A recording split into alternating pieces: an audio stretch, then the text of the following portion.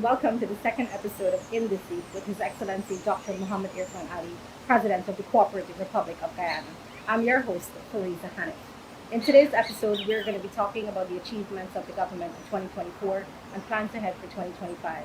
And joining me in this discussion is Marcia Ho from the Office of the Prime Minister, Marcel Fowler from the Starboard News, Kiana Wilberg from the Ghana Standard, and Vishani Raghavir from the Newsroom. Mr. President, thank you again for joining us for this significant episode as we wrap up 2024. I'll start things off with the Thank you first very question. Thank you, Mr. President. Can you expound on the major achievements for your government in 2024? And can you say what will resonate most with voters as we head into the 2025 election cycle? I would say, I would begin by saying our accomplishment is based on the manifesto. That is the plan we went to the electorate with in 2020. And I'm very pleased to report that we have almost completed our manifesto. Every single commitment we made in the manifesto has been realized, and we are now working on bonus achievements. So if you look at the transformation that is taking place, and I give this example recently, when we speak about infrastructure transfer, when we talk about transformation, I like to use the word infrastructure and then look at the component of infrastructure. First, we have the physical infrastructure, which is the roads, the streets, the improvement of the roadways, the streets, the expansion of farm-to-market access road that opens up new lands for agriculture, that opens up new lands for productivity. Because whatever we invest in from an infrastructure perspective must lead to the opening up of opportunities, the creation of new growth areas and growth poles, enhancing productivity, building productivity. That's an important aspect of what development is and what investment in infrastructure is. So first we have that physical infrastructure, which people can see all around the country, the drainage and irrigation system, the new canals, the new pumps to help in all the rains we've had in the city this last 2 weeks. Many people commented on a marked improvement in the way the water was drained off, and that is because of the investments we have made. So you have that physical infrastructure. That also includes healthcare, what we are doing to give world-class healthcare, building new hospitals, expanding facilities, improving facility, investing in the aspects that people don't see, but it's critical, and that is training of doctors, training of nurses, thousands of nurses being trained, improving their welfare and well-being, the development of the health management information system, the patient management information system, which is an important part of the modernization and digitization of the economy.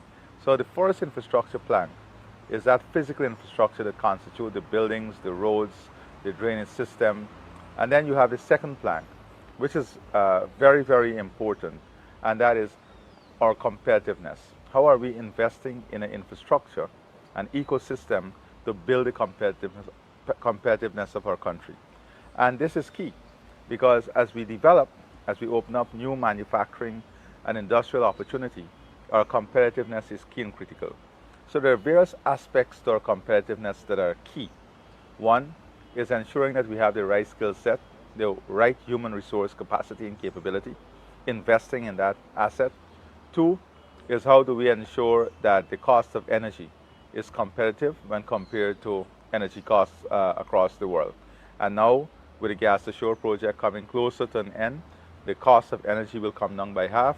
So building out that infrastructure to support the reduction in the cost of energy is a key part of building our competitiveness. Other aspects of our competitiveness include our port facilities, the way in which the effectiveness and efficiency in which the transport and logistics system is. How are we ensuring that our link, the economic link and the model we are building to connect northern Brazil to Guyana, how that enhances our competitiveness, how that positions our country. So the investment in agriculture also, backward and forward linkages in the corn and soya project, all of these projects, the becoming self-sustainable, is all aimed at improving our competitiveness, the ecosystem surrounding our competitiveness, investing in technology to support the ease of doing business, greater efficiency in government services. I mean, if you look at a lot of public comments, people are making a lot of positive comments at GRA, for example, and the way in which GRA is delivering service, the efficiency, Yeah. and that is what we want throughout government. So the other link of this infrastructure is how do we ensure competitiveness through investment. If you look at the airport and the difficulties we are having there now in terms of one, optimizing the system, and two, building out for greater capacity. The third aspect is human capital, the infrastructure to support human capital. And that is the National Skills Training Center that we're building in Berbice, world class, that will not only be training Guyanese, but persons from around the world in fabrication, in deep sea drilling, exploration. Then we have the Tourism and Hospitality Institute that we are also building there that will train more than 6,000 persons to improve the competitiveness of our offerings at the service and hospitality sector industry level, the new hotels that are coming on stream. I mentioned the nursing schools, the nearshore program for persons, young people, who want to study with a guaranteed job after they've completed the studies. That is the Guyana Canada. Now CARICOM has adopted an initiative as a CARICOM initiative. That offers tremendous opportunity. Our greatest difficulty now is finding persons to sign up, because we have been advertising. We have space for about 1,000 more persons, and in 3 weeks we have to get 500 persons. Otherwise, we're going to lose, some amount of funding on this. So the opportunities are there. Building in the human resource capacity and capabilities, strengthening that human resource asset, strengthening and building out secondary schools so that we'll have universal secondary education, making University of Education, the education at University of Guyana free of cost. All of this is aimed at creating a human capital that is highly skilled, highly trained, and highly integrated in the economy that we are building. The next plank is digitization. How are we going to ensure that we are building a Guyana that is competitive, a Guyana that is relevant, and a Guyana that fits into that 2030 and beyond plan, which is how do we bridge the gap now between us and the rest of the world? And digitization and investment in technology, investment in ICT is a key aspect of bridging that gap. And that is why we are now working on the digitized economy, the digital economy, investing in the digital economy, ensuring that the digital economy reduce the time lag between us and the rest of the world. When you talk about improving government services, government efficiency, bringing more transparency and accountability in the system, bringing more redundancy in the system, is digitization that will help us to do that. The investment in ICT and ICT platform, telemedicine. We are now one of the major players in telemedicine. In January, we want to launch the first digital school where you'll have every student in Guyana and CARICOM can register in the Guyana Digital School, and you can have your full education from primary to secondary school. Everything will be on, it's just like a normal school, but you can access it from anywhere, and the best teachers will be available for all the population. So we had a demonstration with a number of heads in CARICOM when they were here, and it's a concept that is fully embraced in the region. Then you have, after digitization, you have an important aspect that sometimes people don't understand the value. The infrastructure for economic diversification. What is a new economy? What will a new economy look like? The investment we're going to make in tourism, to make tourism an important plank of the future of Guyana. The entire hospitality and services industry, the agriculture, agro-processing, transport and logistics, with the road connecting to northern Brazil and also to the deepwater port, gas coming on stream, the new gas project. All of these things would create a new line of opportunities. So the economic diversification is key to this infrastructure plan that leads to holistic transformation. And then you have culture, the role of culture, role of art, the role of our differentiated product, which makes us richer. and that is our diversity. How we bring that into the equation to be a part of this transformation and to be a part of our enhanced competitiveness. So that is why we're looking at investment in the arts, investment in creating talent in our young people. So these are key elements in a nutshell of how this transformation is taking place. Of course, we can go in depth in so many aspects. When you look at bauxite and the increased production that we're looking at for bauxite, but the opportunities that are ahead of us with gas coming on stream, with the reserve we have, and with Suriname, how do we combine? And this is what we have to look at, the partnership. How do we build a competitiveness if we have enough capacity in the reserve of Guyana and Suriname to now move to higher level of processing, higher value products, and aluminium plant and these things. So those are the things that are part of this transformative visionary approach to taking Guyana forward. Thank you for that, Mr. President. And keeping on the vein of transformation and infrastructure, I'll invite Kiana Wilberg to ask the next question. Thank you, Farisa. Mr. President, December 19th marked 5 years since Guyana became an oil-producing nation.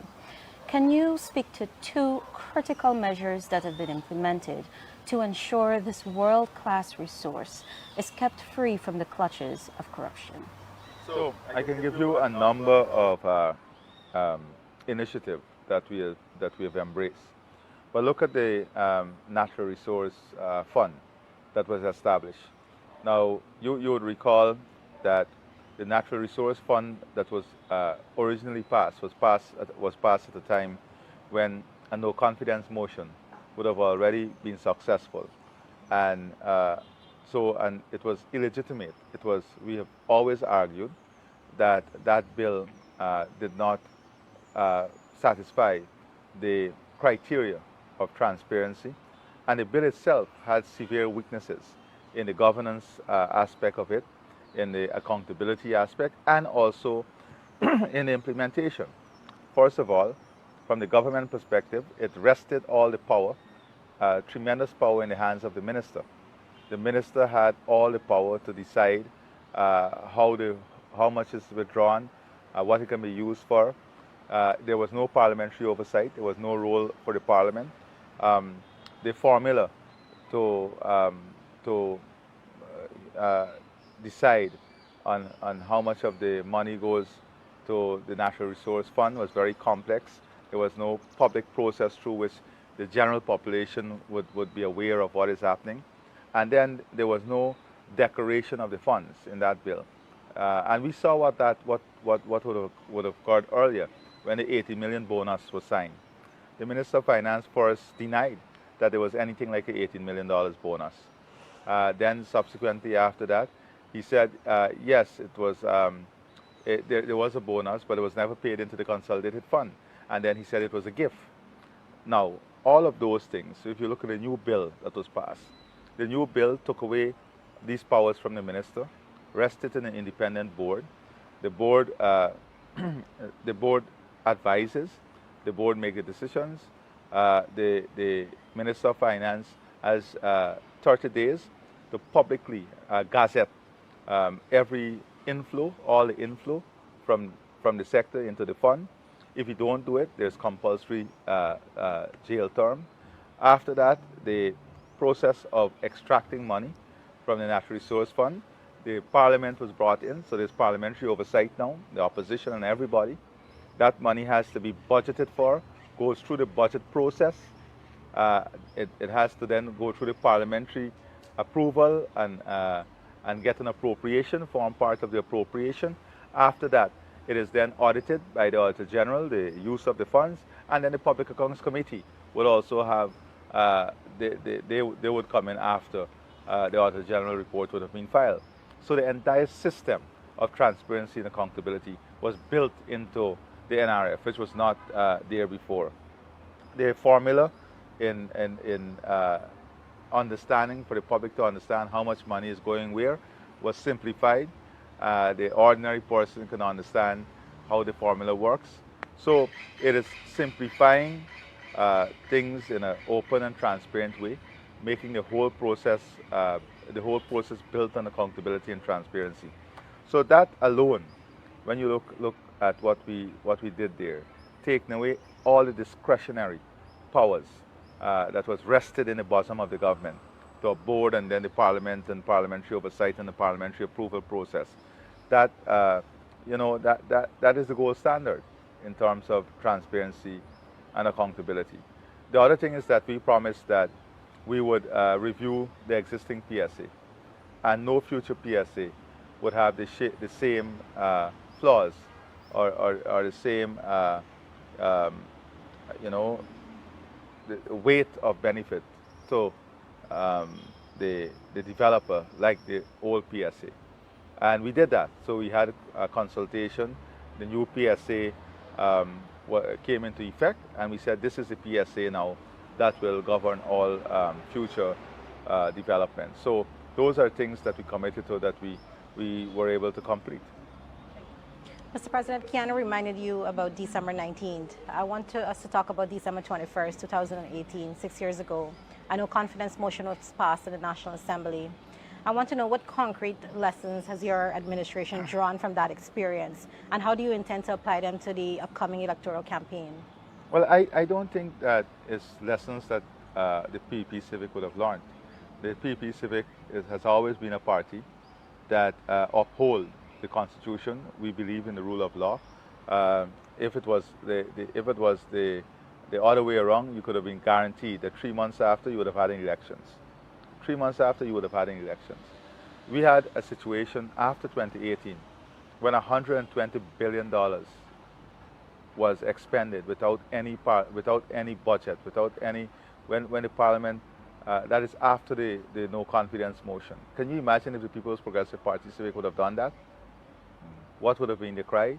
That went without any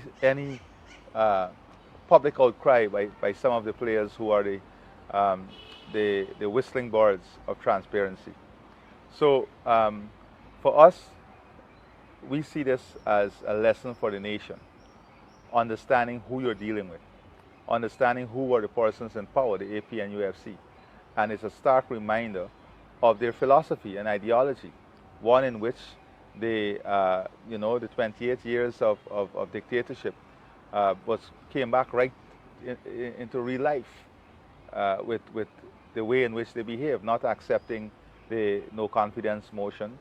We spent over 2.5 years getting a new government, getting to elections, and then 5 months after the election to get the government that won the elections sworn in.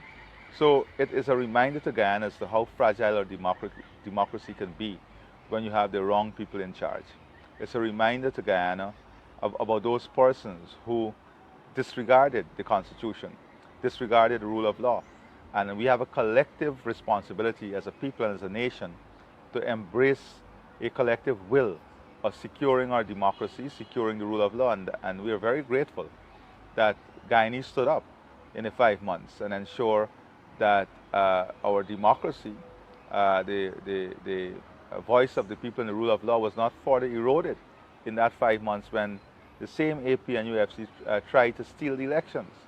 So this is something that I think is a lesson for all of us. It's a reminder of who the players were. Those who defended the mathematical, formula that they proposed, which is 32 is more than 33. Those who found all type of hurdles to avoid going to the elections when the Constitution made it very clear what should have occurred after the passing of the no confidence motion. And as we're still on the topic of elections, Mr. President, are there any serious concerns about the potential sources of funding for your political opponents? And what steps can you take to ensure transparency and fairness in the campaign financing? Well, I know that in the public domain there have been a lot of concerns about the conflict of interest that exists with one political party having a leader who is strongly aligned as the legal partner um, to Exxon. And I saw a statement from Exxon that they are not in any way, shape, or form going to support or finance any political entity or political party. So what I would say is that we all have to be vigilant. We all have to understand who the players are. But I believe that for us, we are focused on winning the elections. We are focused on ensuring that our systems are in place, focused to ensure that the laws are adhered to, focused to ensure that the constitutional provisions are adhered to. And once the laws and the constitutional provisions are adhered to, we are sure that with the type of work we've done over the last 4+ years, with the type of investment we have made in the communities and in the lives of Guyanese, we are very confident that the Guyanese are going to support us overwhelmingly in the next elections. Last time we have implemented a series of measures, especially against the heavy equipment, public transportation. We have seen some amount of improvement. Thousands of road users would have been charged. We are moving now into a more electronic system, electronic ticketing system. We have also ramped up education. We're investing in these speed warners and so on. We're now exploring the use of governors. Governors is a device that you install in public transportation and trucks that ensure they don't exceed a certain speed. So the vehicle, when you install these devices, cannot exceed those speed limits. So we're exploring the use of governors and to see what additional changes in legislation will be required for the use of the governors. So public education, we have just awarded, we have just given a no objection for a contract to have a consultancy in place that would enhance public education, build public trust and public awareness on the use, proper road use, but also on building a type of literacy and a type of accountability in the way in which persons use the road. So this continues to be an important issue. There has been some improvement from the first half of the year, but I would say it is still a major challenge for us. Also, the building out of infrastructure, the opening up of new roads. We have seen the equipment that are on the ground, the damage that can be caused because of the speed of infrastructure. So we have to manage within that framework, manage within that ecosystem. So the building out of new roads and opening up of new roadways. If you look at the road from Crane to the bridge, that has really, I would say, reduced the propensity or reduce the risk of accidents substantially because of the way the traffic is now diverted and the sheer volume of traffic that is on one carriageway. So those are things that will help. But public education, also holding all the stakeholders accountable, not only the police, but holding road users accountable too. And that is why we're now going to use the body cam. We're investing in body cams and the legislation in terms of the use of and the importance of body cam evidence when persons are being charged, so that it builds accountability, it builds transparency. Because people say, people give bribe on the road, but it's two ways: the person who is giving and the person who is receiving. So those are things that we must address too in the whole ecosystem, and in building greater confidence in the way the road is used, and also the way in which the entire system works together to ensure safety. I just wanted to follow up on a couple of things you mentioned. It ties into a question I had about the Guyana police force. From time to time, the force comes in for criticism. Citizens often express a lack of confidence in the Guyana police force. How are you dealing with that?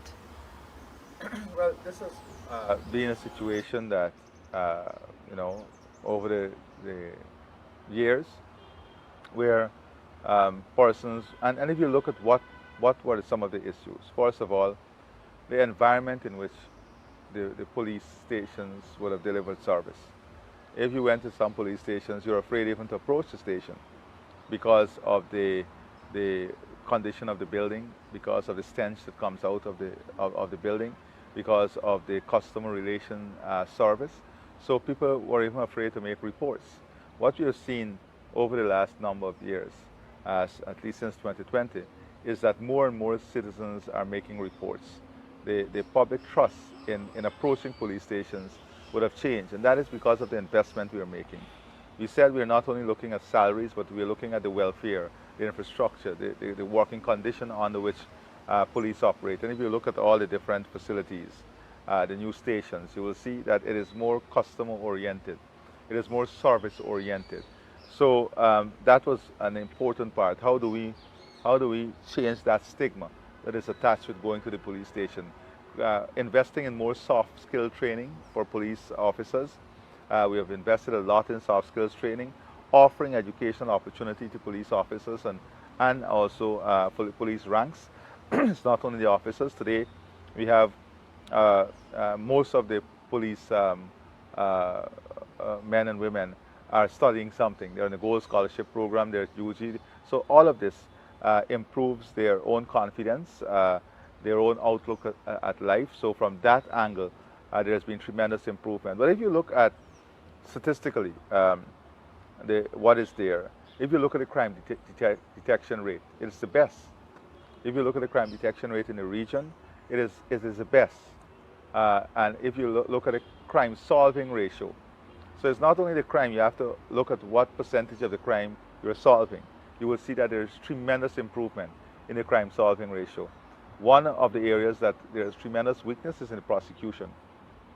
And the police prosecutors, you know, there was a lot of talk about the inefficiency and the lack of training. We've invested heavily.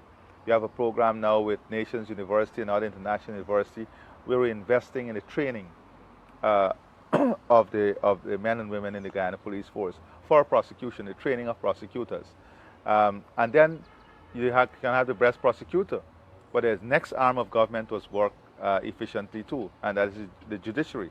And you would have heard about the public comments and about some of the changes and improvement that is needed at the judiciary also. So this is a collective effort that requires the investment from the executive, the work of the police force, the strengthening of the prosecution arm, and also the effective and efficient functioning of the judiciary, right? And the predictability of the judiciary in decision making. Those are key things that adds up to confidence. You see, most times when someone gets off from something that seems glaring to the public, they blame the police. They see the police as the center of it, but they don't understand that it goes through a judiciary. And if the judiciary make a ruling, you know, so you have to ensure everything, all aspects work in an integrated way, and that the efficiency and development of all the arms of government occurs in a simultaneous way. And that is why we're adding technology to enhance public confidence and enhance transparency and accountability. So I would say those are some, but we also have to look at new challenges that are ahead of us. How do we deal with AI? How do we deal with digital crimes? How do we deal with the more sophisticated criminals that will use technology that will operate within our country?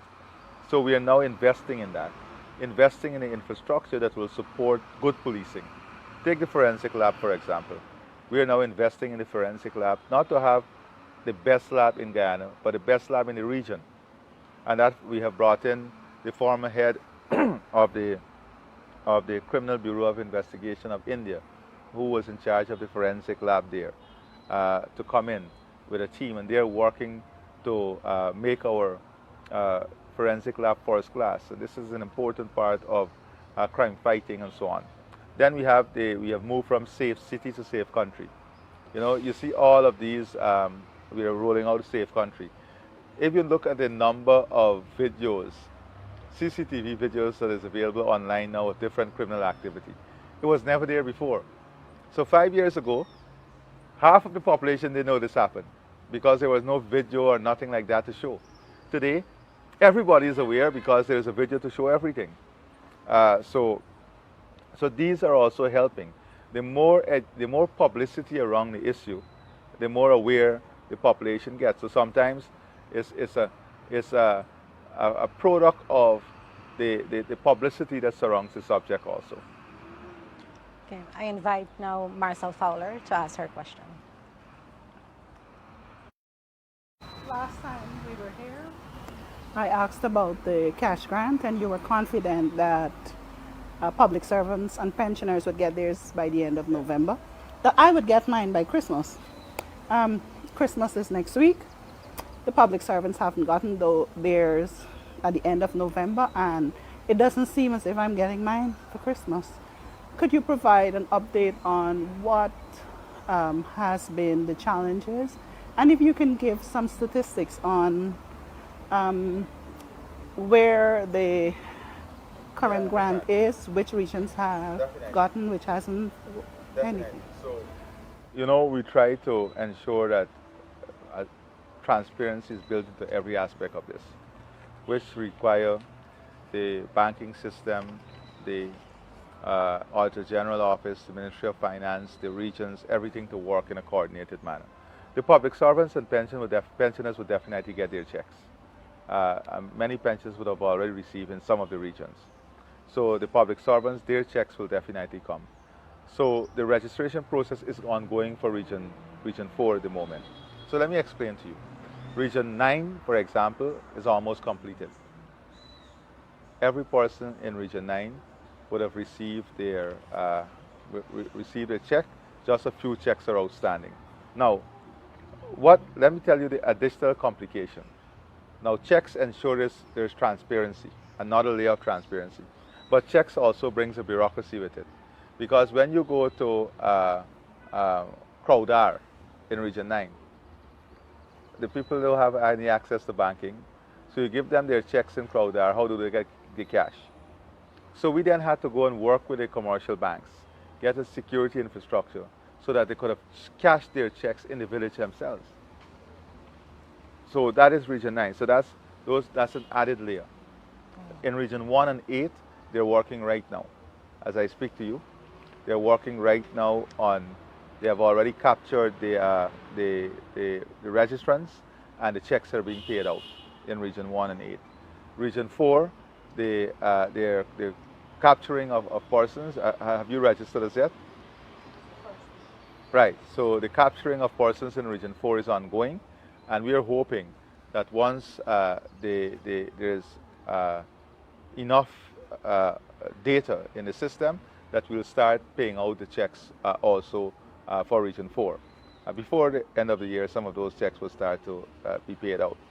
As I said, the public servants and the pensioners, those are already, the database is there, that will already be in the system. We've also announced a number of other benefits that the system has to process, including the almost 26,000 persons on the disability register, persons living with disability, that now have to get that $35,000 check. So all of those things are being processed. So I would say that the building out the process, having the app in place, having the entire flow chart of what has to be done, would have taken an additional time, but additional time that was worth it, because it's additional time that allowed for the verification, the means of verification, and the built transparency that we wanted in the system. Go ahead. Yeah. Yeah, go ahead.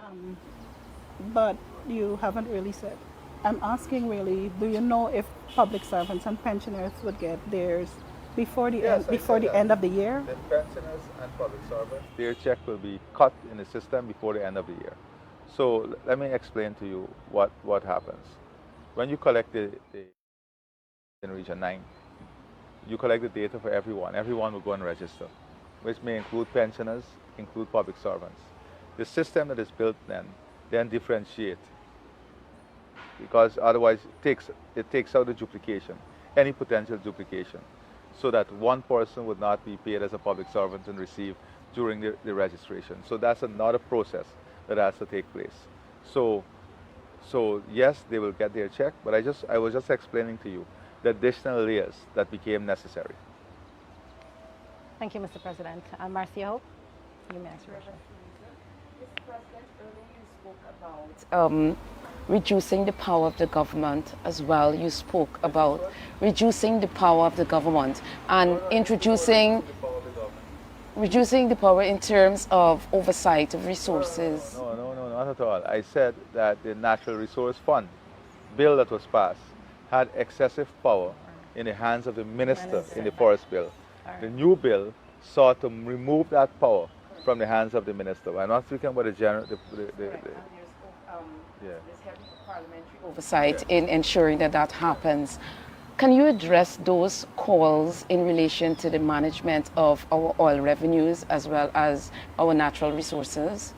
Yeah, well, first of all, I addressed it in the initial question because I outlined the process through which revenue from the Natural Resource Fund is used, the process through which it gets into the budget, the process through which it gets into the consolidated fund, the process through which the parliamentary oversight is applied, the process through which is approved in the parliament and becomes part of the appropriation bill, and the process after that through which it is audited for the intended purpose that it was budgeted for, and then of course the role of the Public Accounts Committee after that. But I just want to, you'll come back to your follow-up. I just want, because Marcel was asking me, I'm a person who like to be held responsible for everything I say. And one of the things you also mentioned in the last interview was Gaisuku. Just to let you know, I don't shy away from issue, as challenging as they may be. I've read the right act to the management of Gaisuku. I've let them understand that we are very dissatisfied with the performance, notwithstanding the difficulties that we know they have, and that is the condition of the field, which is more or less fixed now, but the downtime in the factory. The downtime in the factory. So whilst we invested heavily on preparing the fields and having the canes in the field, the focus on the factories and that were left abandoned and left shut down for a long time. The maintenance of these factories was non-existent. So the breakdown and the shutdown time in factories would have impacted the production tremendously. We sat down with them. They brought together an investment plan that is needed to keep the factory working, to keep the factory efficient. We have supported that investment plan.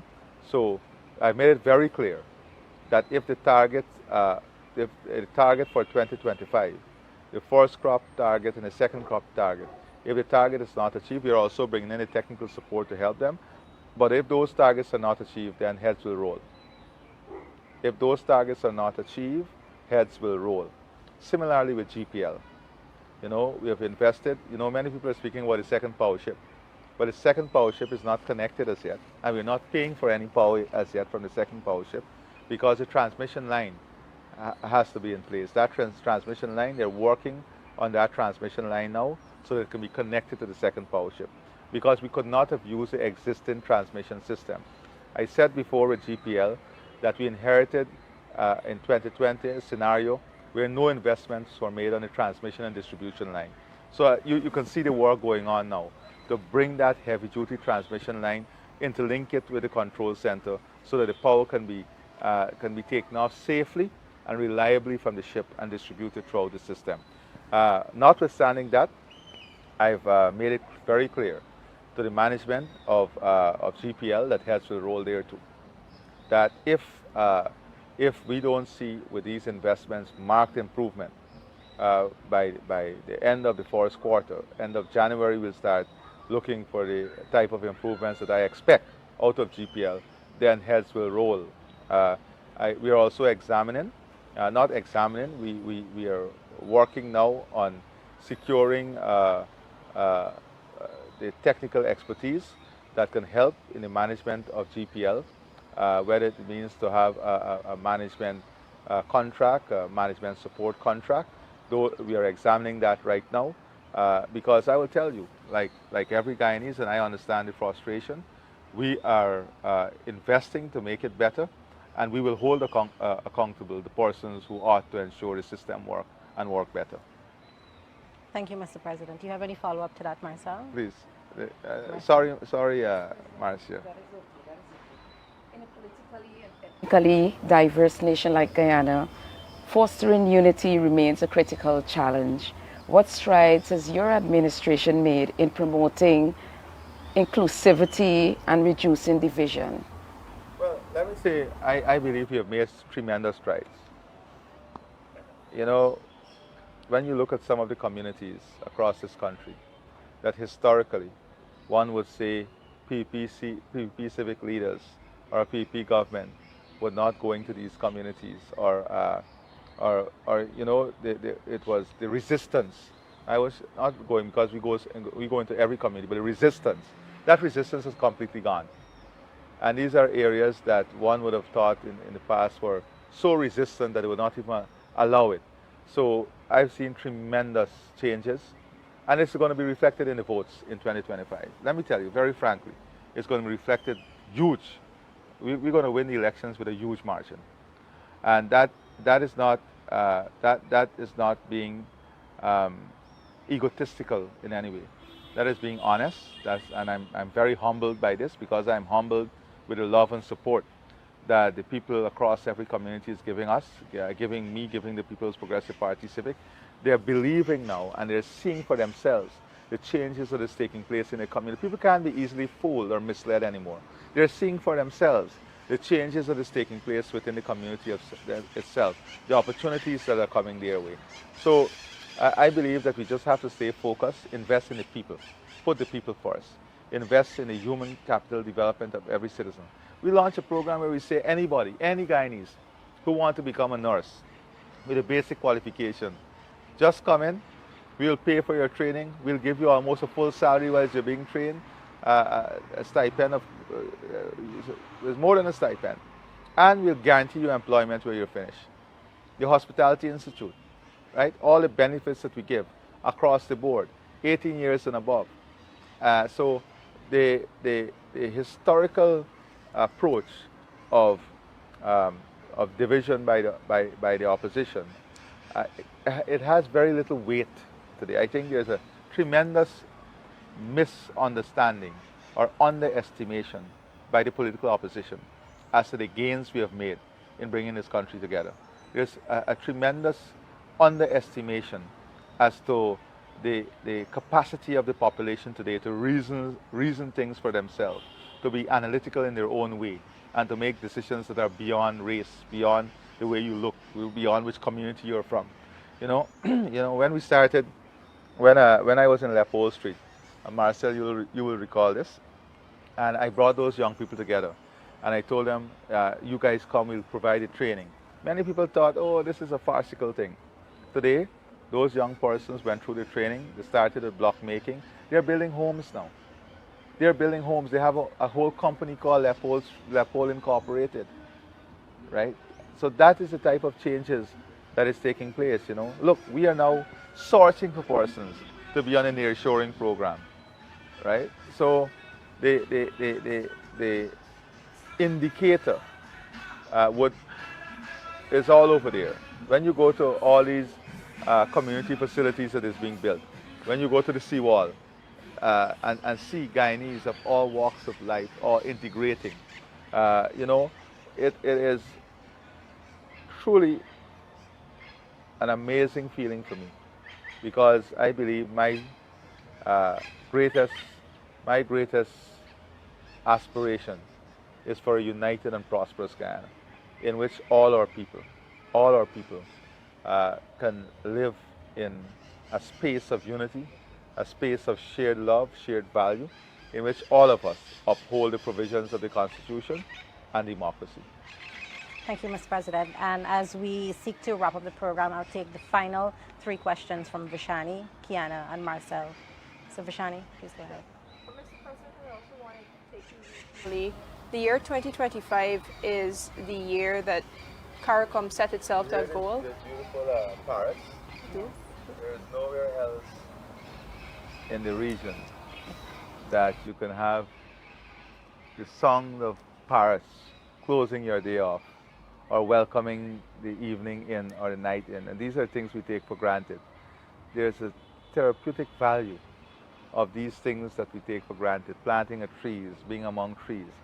And I think one of the things that we as Guyanese must do is to spend more time uh, enjoying the therapeutic value of the beautiful nature and the beautiful country and environment we've been blessed with. Please. Mr. President, I want to talk about the 25 by 2025 agriculture goal that Guyana is, of course, leading in CARICOM.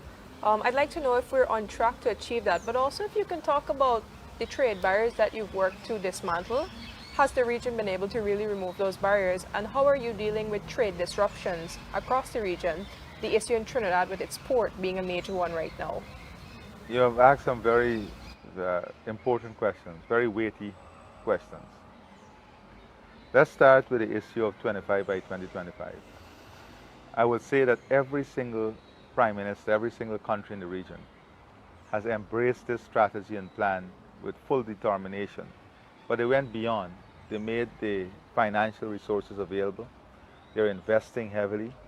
But the recent damage by Hurricane Beryl and other tropical storms in the region has definitely impacted our 25 by 2025 plans. You're talking about the entire spice cultivation, entire banana cultivation, all dismantled in Barbados.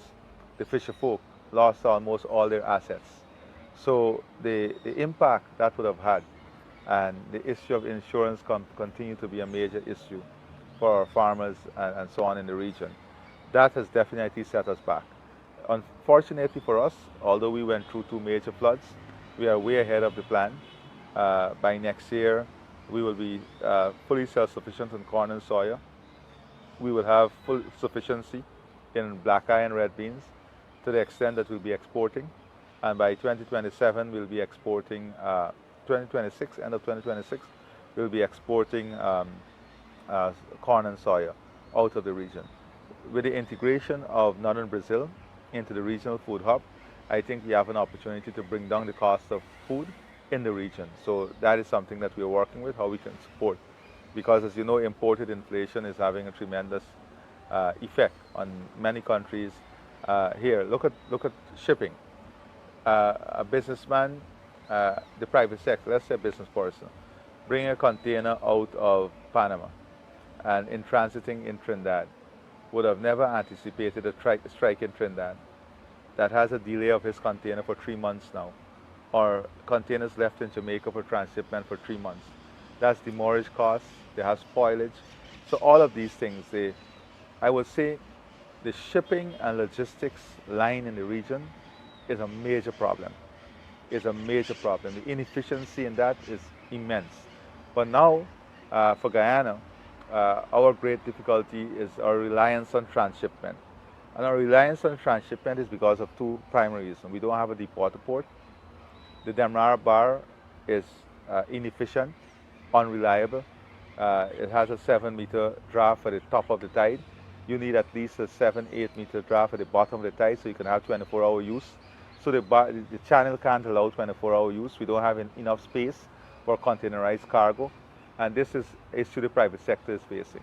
So we're working on that now. Soon we'll have a consortium working with the Guyana Shippers Association to come up with a plan as to how we can keep the draft at 7 meter at least at the bottom of the tide so you can have 24-hour use of the channel and to maintain that channel. So soon, I think before mid-January, by budget, we should have a strong form proposal in place that will do that for us.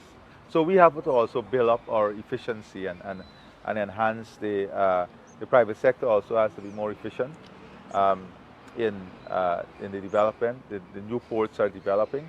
And this also points to the need because by the time we integrate that road with northern Brazil, and you will definitely need that deep water harbor sooner than later.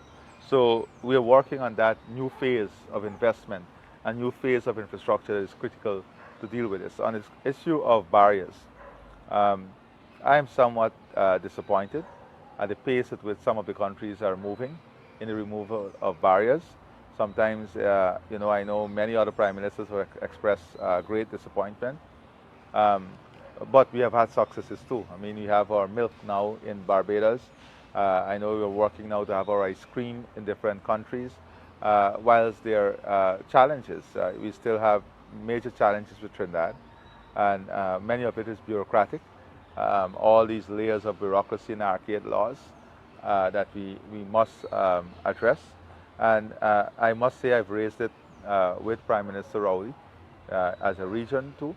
And he expressed also a desire to have it done, but sometimes a lot of things is locked up in the bureaucracy, and the system is the system try to collide with change. I want to put it this way: the system inhibits these changes that are essential and necessary to achieve the targets that we have to achieve. Thank you, Mr. President. Martha. Just quickly, I have a follow-up to the cash grant, but a substantive question and separate. Is there going to be another cash grant payout next year? And the substantive question is on sports. There have been a lot of unanswered questions about the Global Super League cricket tournament. Did government did government input any money into that tournament or any kind of cash or kind into it? And if so, what is it, and who are the principals of the company that runs the Global Super League? I made it very clear that sport must be an important plank of our tourism product. It must be an important plank of our diversification plan. Sports all over the world. If you look at what is happening in Saudi Arabia, if you look at what is happening in UAE, in Qatar, in India, sports is an important part of the whole industry itself. When you look at the wealth the CPL has been able to create, so it became important for us to build an international event that will fill the hotel rooms. We're building all of these hotels. Who's going to fill it? What is going to fill it? If we don't build these events and build these important international standard events, then how are we going to support these industries? So the government must create an enabling environment. The government must support an enabling environment. The government must pursue policies that stimulate investment in these type of events, and that is what we did. We created an ecosystem. We're stimulating and encouraging investments. We support, of course, the government must support. We haven't put any cash into it, but in kind support. We have to have a stadium. We have to have facility. We have to have security. We have to have roadways. We have to have these things to support a major event like that. Any international event, any government must have these facilities, must invest in these facilities. If we are going to build something, we have to build something we are proud of. We have to build something that is of international standard.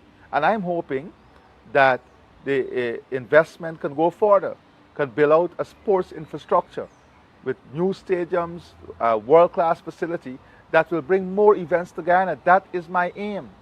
I want to see the Guyana motor racing, and I told them, come up with a plan as to how we can bring international racing here, because it brings traffic into the country.